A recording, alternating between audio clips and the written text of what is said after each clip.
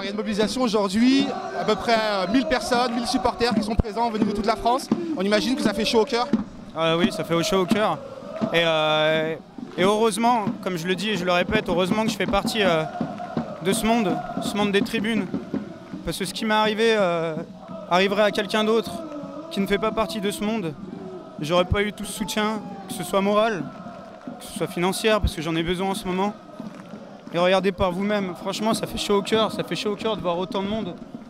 Pour moi, donc oui, ça me fait vraiment chaud au cœur, vraiment. Ça prouve quelque part que les supporters, les ultras sont capables de s'unir pour la même cause. Exactement. Et il y en a beaucoup qui nous montrent du doigt, qui nous font passer pour des écervelés, qui sont toujours là en train de se combattre. Mais regardez, encore une fois, c'est la deuxième manifestation qu'on fait après celle de Castille. Et on voit qu'on arrive à quand même être soudés dans des causes qui nous touchent. Donc voilà, on n'est pas non plus, comme le dit, des mecs ultra violents, des hooligans ou tout ce que les médias veulent essayer de faire paraître. Est-ce que justement vous réclamez la réalisation des flashballs lors des rencontres de football? Est-ce que vous pensez que vous pouvez être entendu par le gouvernement, par les autorités? Oui, moi j'aimerais que le flashball soit du moins un peu plus sensibilisé par la police, qu'on essaye de leur faire peut-être une formation un peu plus poussée. Mais c'est vrai qu'aux alentours des stades, ce flashball est-il nécessaire? Il y a des familles, il y a des enfants. Aujourd'hui, ça a été moi, il y a 2 ans, ça a été Castille. Mais qui nous dit que dans 2 ans, ça ne sera pas un enfant ou une mère de famille?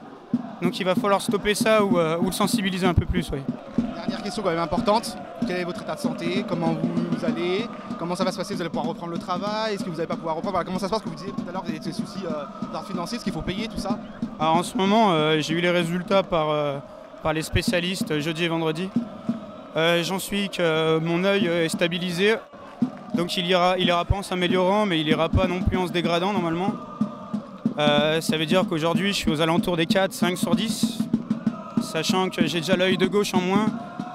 Ça me fait une vision rétrécie, mais je relativise et me dis que ça aurait pu être pire. Point de vue financier, je suis dans une incapacité de travail pour entre 6 mois et 1 an, et qu'on me lâche dans la nature en me disant tu travailleras plus, on t'indemnise pas avant au moins 2 ans. Et si j'avais pas tous ces supporters derrière moi, toute cette aide, bah aujourd'hui, je sais pas comment je ferais pour m'en sortir. Et heureusement, encore une fois, je le répète, encore heureusement que je fais partie de ce mouvement.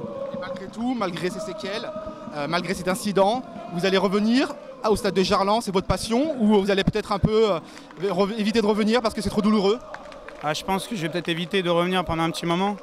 Mais ce stade, ça fait plus de 13 ans que j'y viens et c'est pas ça qui m'arrêtera, ça c'est sûr et certain.